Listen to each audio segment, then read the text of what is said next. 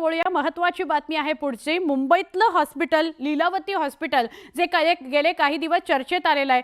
सुप्रसिद्ध लीलावती रुग्णालयामध्ये जादू टोण्याचा प्रकार समोर आला. हॉस्पिटलच्या ट्रस्टींच्या केबिनमध्ये खोदकामादरम्यान मानवी हाडं, काही केस आणि जादू टोण्याशी संबंधित काही वस्तू सुद्धा सापडल्यात. खळबळच उडालेली आहे या प्रकरणामुळे. आधुनिक विज्ञानाच्या आधारे रुग्णांना बरं करणाऱ्या रुग्णालयात जर अशी घटना घडत असेल तर त्याची तीव्रता वाढलेली आहे. त्यामुळे लीलावती रुग्णालयातल्या या लीला सध्या चर्चेच्या केंद्रस्थानी आहेत. ऐसा बताया कि इस रूम के अंदर कुछ तांत्रिक को बुला के कुछ अलग प्रकार की विधि यहाँ पे की गई है। बहुत ही शॉकिंग है। ये साइंस एंड टेक्नोलॉजी के विरुद्ध है। ये हॉस्पिटल में ऐसा होना भी, ऐसा एक्शन बहुत ही आश्चर्यजनक है। अमिताभ बच्चन असो, बाळासाहेब ठाकरे असो किंवा आत्ता आलेला सैफ अली खान असो, या सगळ्यांचाच इथे रुग्ण म्हणून या रुग्णालयाशी संबंध आलेला आहे। मुंबईचं प्रसिद्ध लीलावती रुग्णालय एक सुपर स्पेशालिटी हॉस्पिटल आणि याच हॉस्पिटलमधली चेअरमॅनची ही आलिशान केबिन आणि इथेच सापडलंय जादू टोण्याचं साहित्य।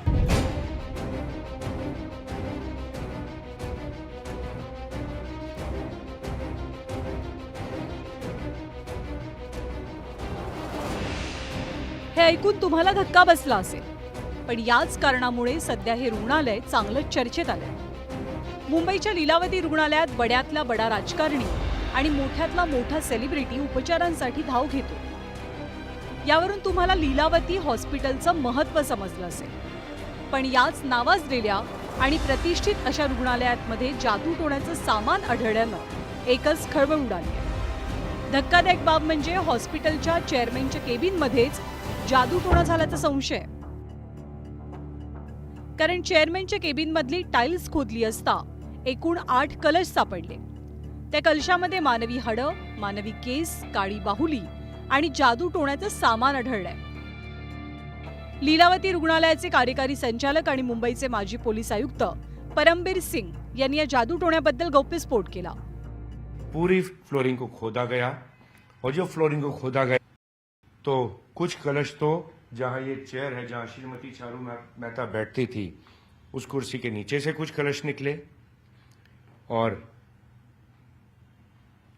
उसके अलावा 2 कलश शायद इस कोने में से निकले थे, 2 कलश इस कोने में से निकले थे एंड 2 कलश बाकी इस किसी एरिया में से निकले थे।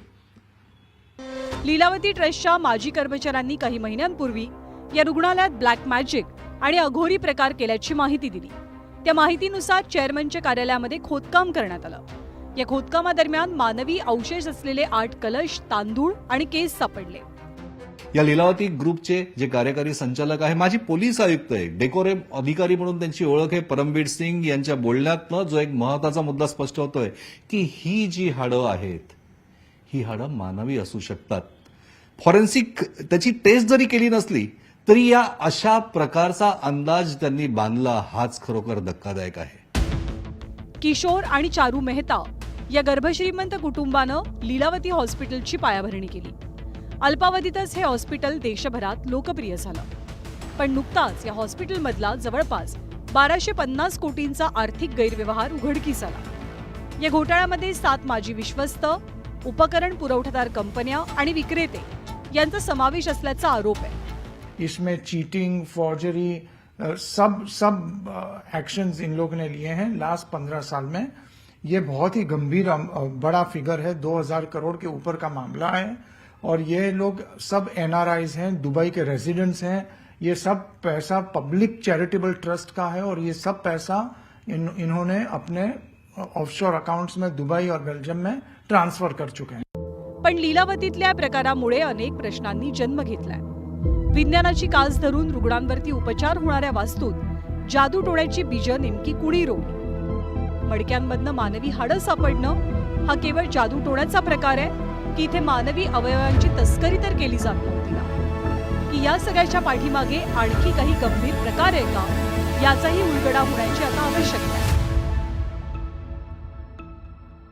सेलिब्रिटीज नाही तर प्रत्येक सर्वसामान्य गरजू रुग्णाला उपचार करता यावे म्हणून याच खुर्चीवर बसलेल्या ज्या चारू मेहता यांनी प्रयत्न केले, त्यांच्याच खुर्चीच्या खाली सुद्धा जर का ब्लॅक मॅजिक होत असेल तर समाज नेमका जातोय कुठे? अंधश्रद्धा निर्मूलन कायदा आला, जादूटोना विरोधी कायदा आला, असे कायदे अनेक येत आहे. अंमलबजावणी सगळ्यात महत्वाची. व्हिडिओ जर्नलिस्ट उमेश गोयलकरसह प्रशांत बाग, न्यूज 18 लोकमत,